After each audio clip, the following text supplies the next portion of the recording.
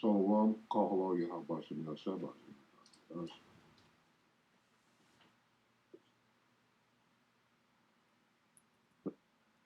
Others that came before them taught us we should take attention all the brothers up, we should word the truth and sincerity. The hopeful elect tabernacle today that I'm going to go to Yahshua. I'm back with a really quick WW3 Daily update. We're just going to take a quick look at what's going on from a battlefield perspective over in Eastern Europe, which is probably the most active front in the world war at this time. So we'll start right here, Isaiah 13 and 17. Behold, I is the Most High, Yahweh, will stir up the Medes. The Medes are the Russians against them. Them is Babylon. The judgment against Babylon, the burden of Babylon. Okay?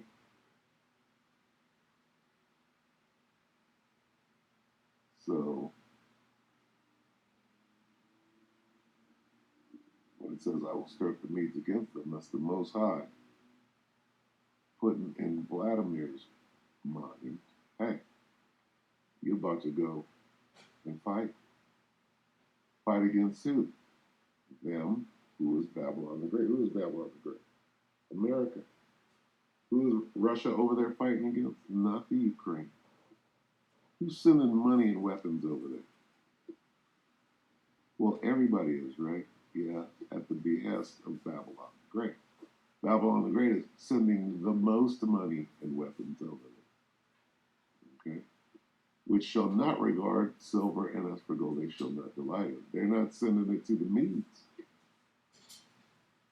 Right? They're begging them to play ball. Come on, Vlad, you said that you were down with this NWO. Why have you suddenly turned against it? Well, here's why. Because the Most High is controlling his mind. Proverbs 21:1. The king, Vladimir, king's heart, his mind, is in the hand of the Lord, as the rivers of water he turneth it whithersoever he will. With mind control. Did God not say, I will stir up the Medes? That's what we're watching.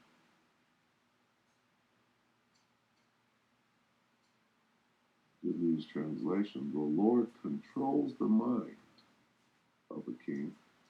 King Vladimir. Sleepy Joe Biden is a king. He's the king of Babylon. Angela Merkel is the king of Germany, if she's still the PM. The mind, that's your heart. Your heart is your mind. Do you see the word heart in here? No, not in this translation, because this word heart in Hebrew is the word lav, which means your mind. So you have mind control.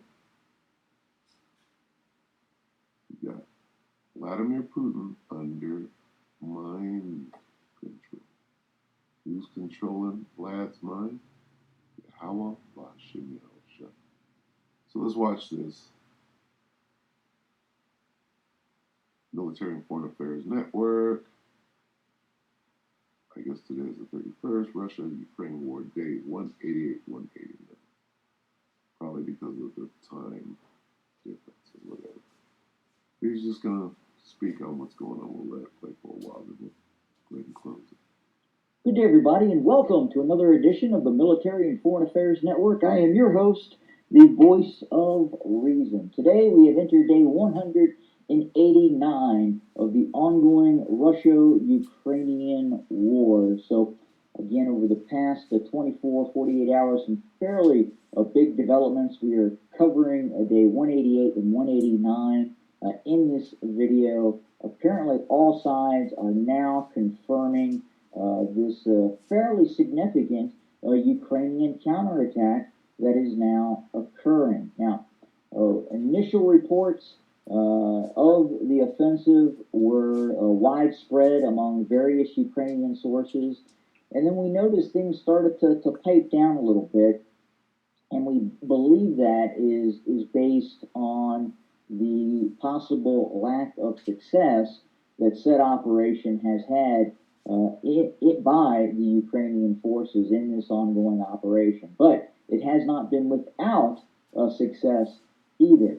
We do understand it's a fairly large offensive operation, probably one of the largest offensive operations the Ukrainians have mounted to date. It is, in all likelihood, a multi-brigade operation expanding the entire footprint of the western bank of the Dnieper River. If we kind of zoom in close here, the blue lines that you see here are indicative of a current attack route by the Ukrainian army.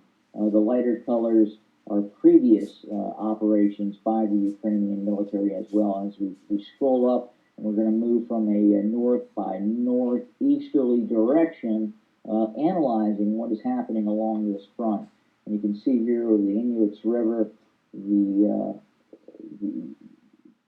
Ukrainian forces have apparently been able to set up pontoon bridges over some parts of this and cross into this area and pushing back Russian forces and initially penetrating the front line of the line of contact where Russian forces are.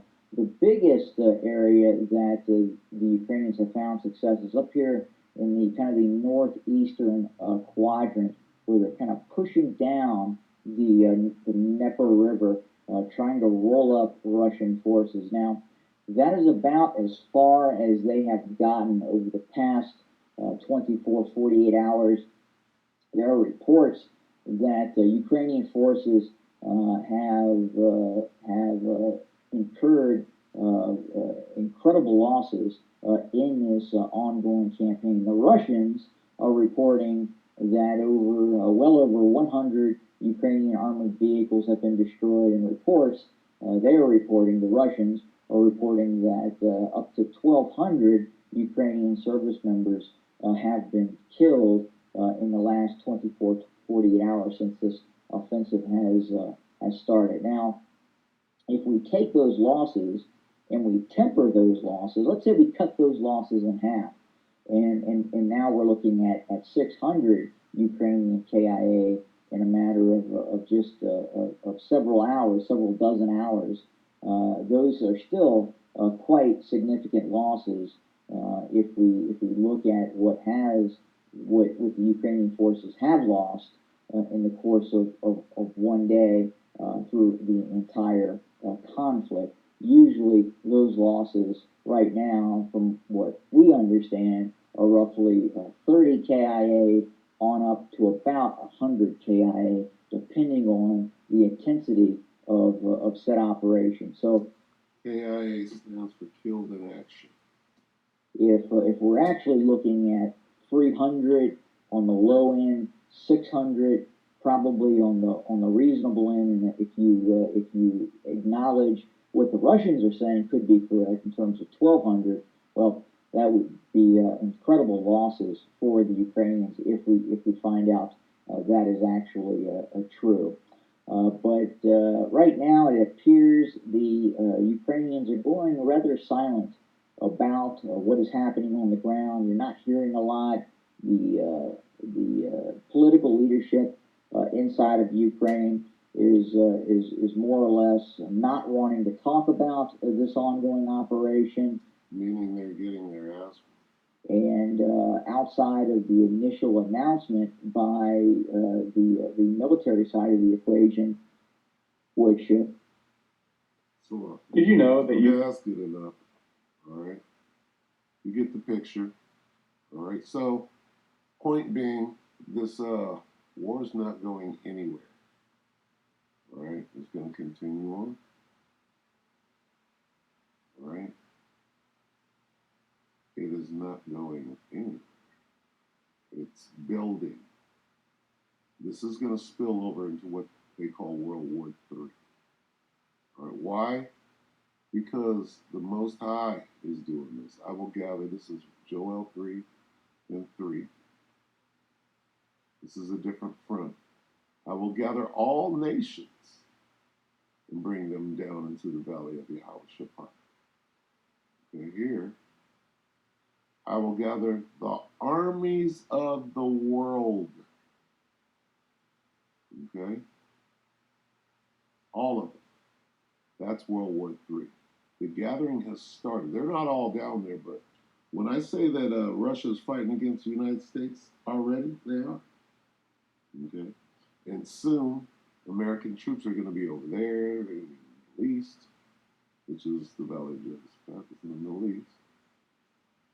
They're going to be in the South China Sea. They're going to be on the Korean Peninsula. All right? We got troops. U.S. has troops in South Korea right now.